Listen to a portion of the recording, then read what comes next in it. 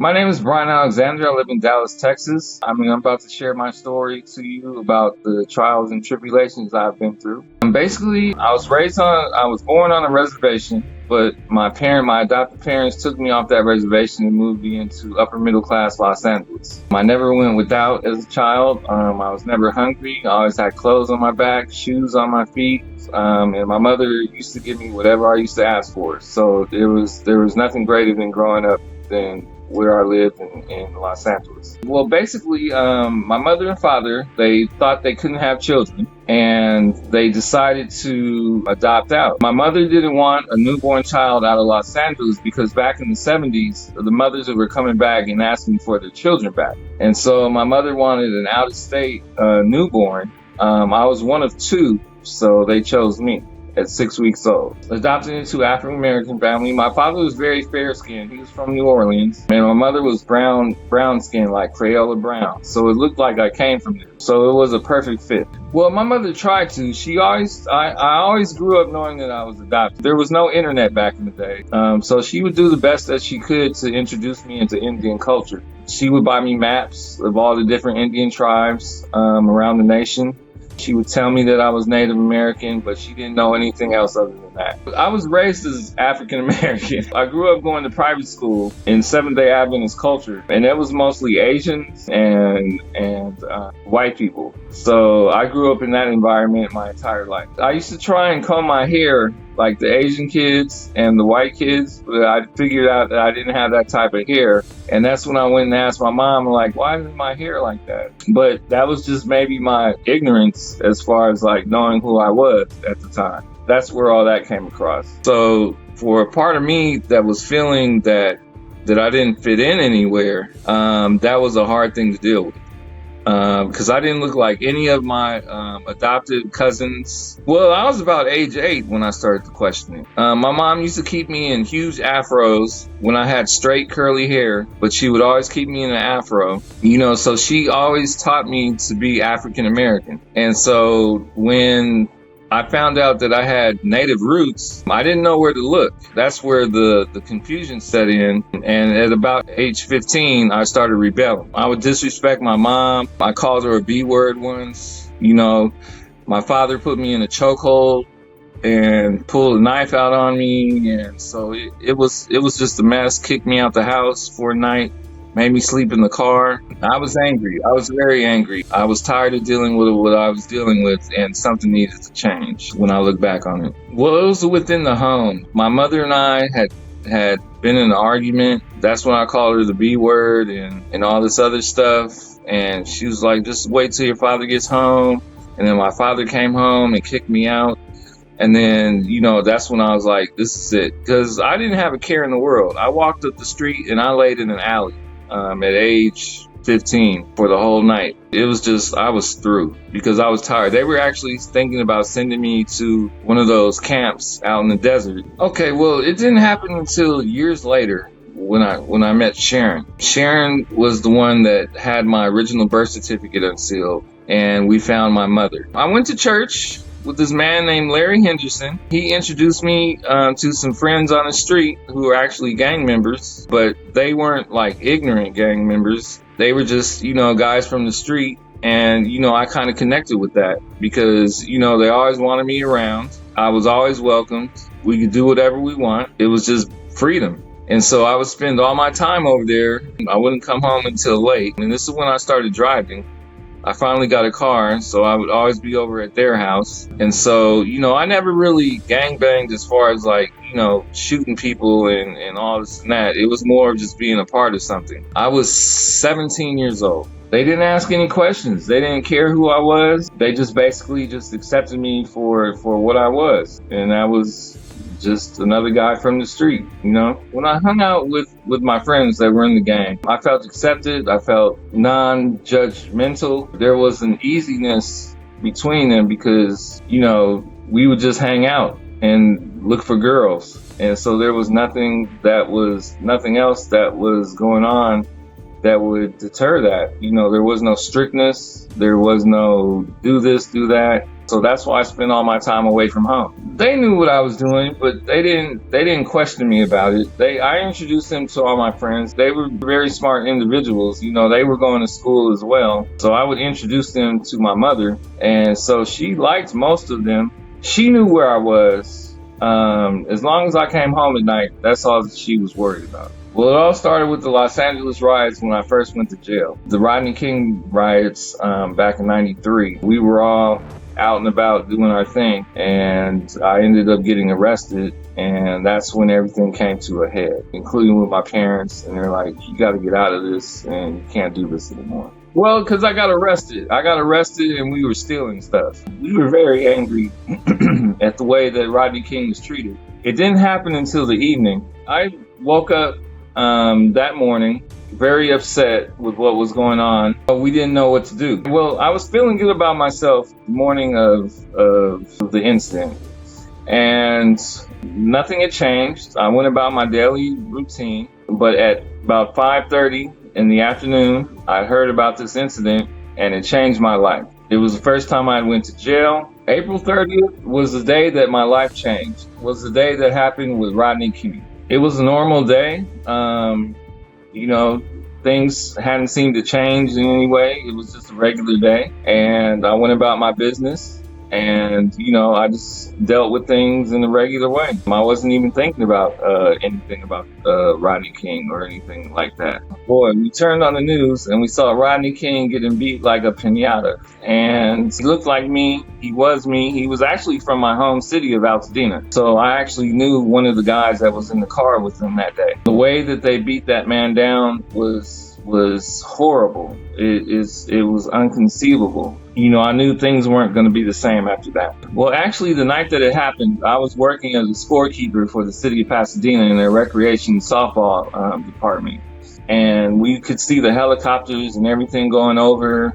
We could see all the foolishness going on. You know, we didn't have cell phones back then, so we couldn't get a hold of each other. But as soon as I finished work, I decided to go to my gangster friend's house and see what they were up to. And we all decided to jump in the car and go to downtown Los Angeles. And after that point, you know, we were furious. We were very upset. And so we decided to loot. Well, I was involved at UCLA at the time. I wasn't going to school there at the time, but I had a lot of friends up there. So we decided to go to Westwood, where we decided to break into the Foot Locker store and loot everything out of there. We were looting stores all throughout Westwood. You know, we were setting stuff on fire. It was outrageous. Well, the reason behind it is they beat the bejesus out of a black man for no reason. And, you know, when they got off innocent without going to jail or anything like that, we just lost it because we had let the system work its course and it didn't work for us. So we took it in our own hands. And well, we were coming back from Los Angeles back in the Pasadena, Altadena area, and the police pulled us over.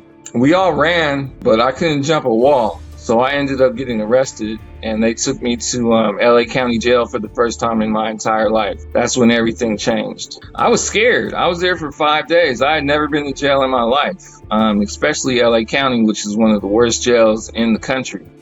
So when I was there, I was calling my mother all the time, like, you got to get me out of here. I was calling all my friends, and it was just a scary situation in total, because I didn't know how to operate in jail. I had never been there before. My parents had moved to Northern California 2 years before the riots. So I was living by myself, and I ended up going to my uncle's house. He picked me up from jail, and I ended up going to his house, and he ended up getting my car out the impoundment. He helped out a lot. But for the next few years after that, it just, because I was in the system, I just continued to get caught up. That's where that went. Stupid stuff, bar fights. I ended up back in jail many times by stupid stuff for those things. Stealing, just really ignorant things, because I had lost it after that point, especially after my parents had left. Being on my own, you know, being able to feel that you can do whatever you want, you know, that type of freedom, you know, especially growing up in a strict home that I grew up in, you know, being able to be free to do whatever you wish. I kind of took advantage of that, but it bit me in the end, and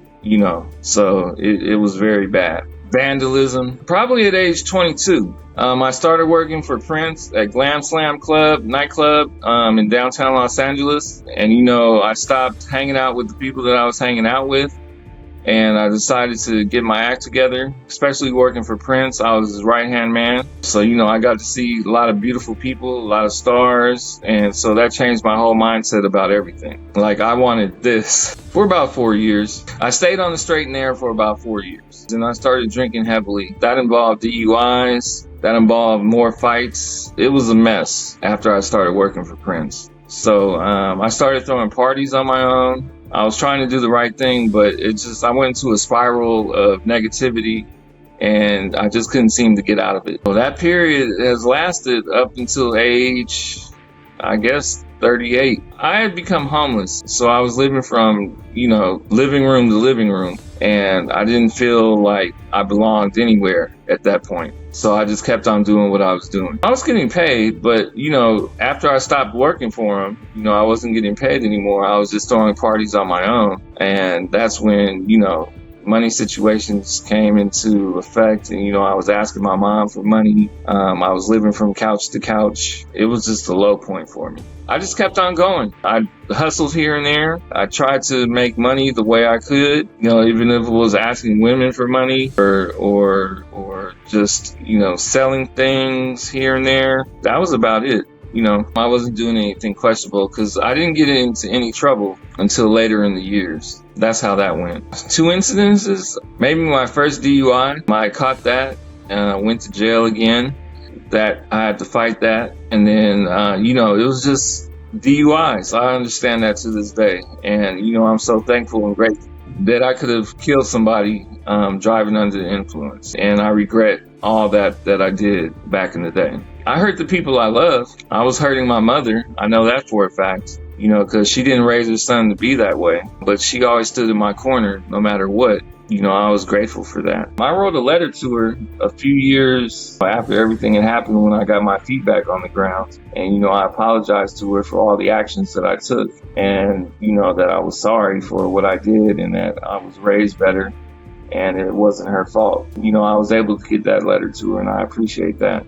She told me that we couldn't find my birth mother with the social worker until I was age 18. At that time, growing up, there was no internet, so we couldn't go online and get the original birth certificate unsealed. We had to do everything by mail, and my mother didn't know how to do that. So that's where that came in. I think she just knew by instinct. Well, basically, I had spoken with my mother about finding my natural mother. She said she would do the best that she could. She had written letters to the social services in Los Angeles where she went through to have me adopted, but she couldn't get any information out. My original social worker had died, so my records had been lost. So there was a hard time trying to find that information. But I did reach out to my mother and let her know that, listen, I need to find who I am. I let her know that I felt lost and that I needed to find my biological family. She took it upon herself to do the best that she could, but there was only limited resources that she could work with.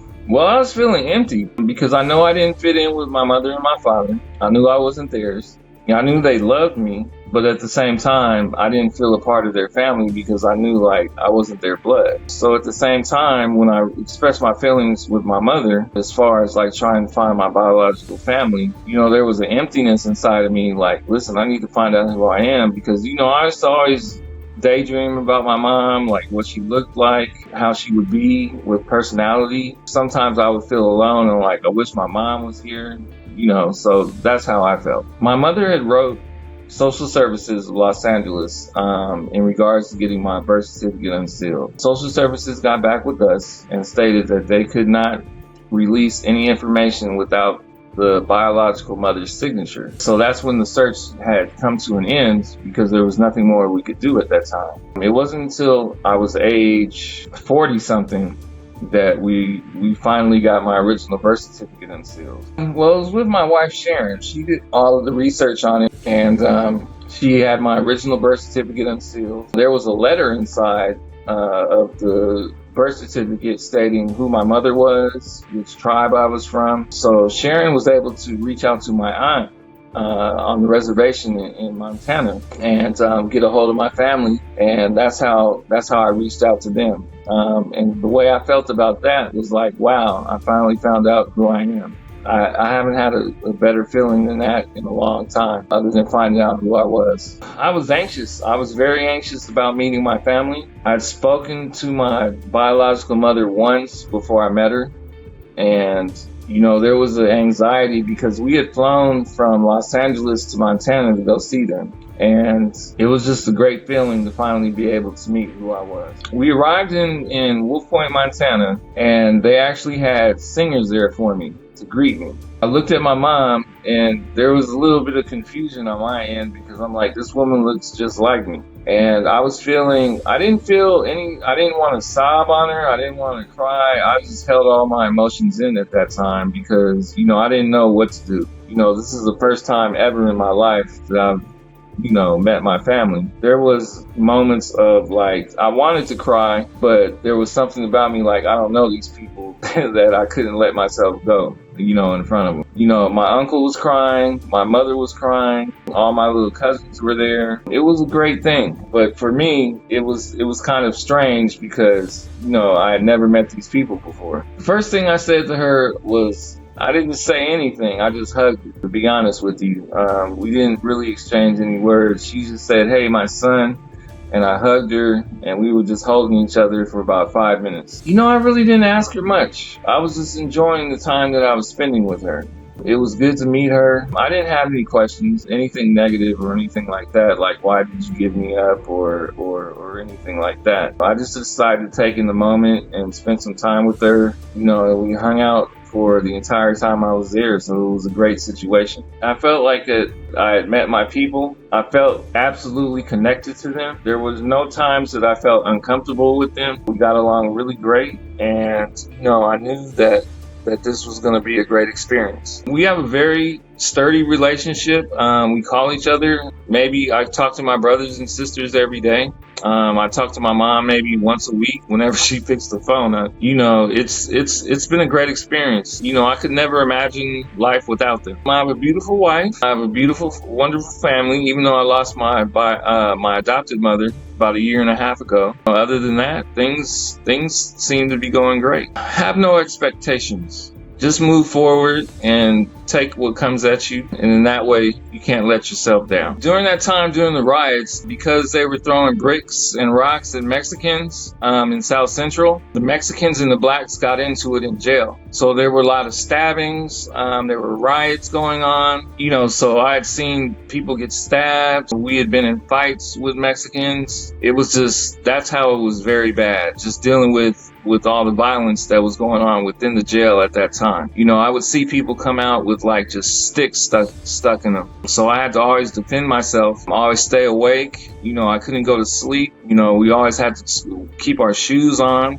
just things like that. It was just very bad. It was broken down into racial groups. So it was blacks versus Mexicans. The whites would go with the Mexicans. The Asians would come with the blacks. So it was always, somebody always had to stay awake. Somebody always had to keep watch because, we were outnumbered by like maybe 5-1 in any given situation. So that's what was so stressful and what was so worrisome about going to jail, especially the first time being in that environment. It really shook me up. Actually, what was going through my head was just stay alive, because that's what it had come down to.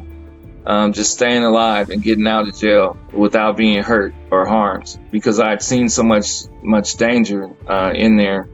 With my own eyes. It all came down to like we had to protect each other, because that's what it was. It was a life or death situation. A lot of people don't know about that, but that's how it is in LA County Jail. There's a lot of, they call it politics that goes on in there. So, it was just, for me, I was forced into survival mode. So I didn't really have time to think about my decisions or any of my choices at that time. It was just stay alive so you can get out. I just hung out with them. It was more of just like hanging out because it was being accepted. You know, they didn't judge me. They didn't tell me that I was black or native or anything like that. They just accepted me for Brian. You know, I still have some of those friends to this day that got out of it and they're doing really well, especially here in Dallas and the Houston area. Those guys are doing well, and you know, I'm back to doing well. It wasn't really like that. It was more of like you know, hanging out,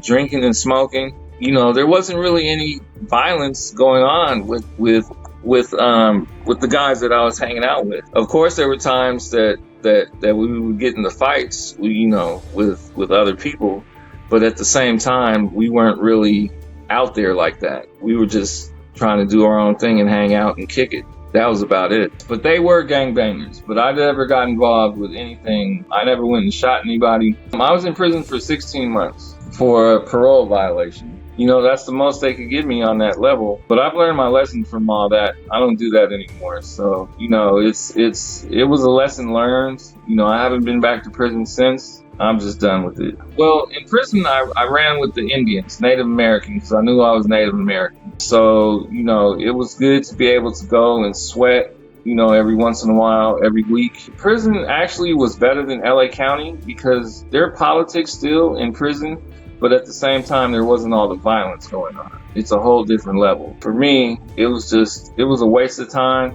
I should have never been there.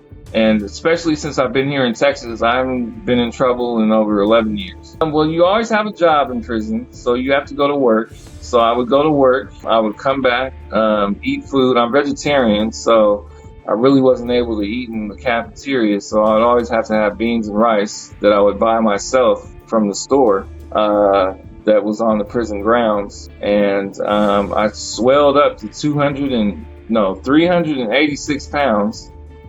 Eating those beans and rice, but it was, I wanted to say it was easy time, but if I had to do time anywhere else, it would have been in prison because county jail is just too rough and too rugged for me. I met Tupac at Glam Slam nightclub in Los Angeles, and we became very good friends. One time I went to jail, and this was the time during that Tupac was going through all his trials and tribulations, and he ended up in jail. I was working as a cleaning inmate in the laundry. So I was the one that collected all of his clothes. And when he saw me, he's like, "Hey, Brian, I almost got rolled up for that." Being rolled up means that you're going to go to the hole for talking to somebody, because he was high powered. I mean, you don't talk to high powered people. You know, I let him know that I was here, and that he gave me his inmate number. I reached out to him, and, you know, so yeah, I was in jail with Tupac.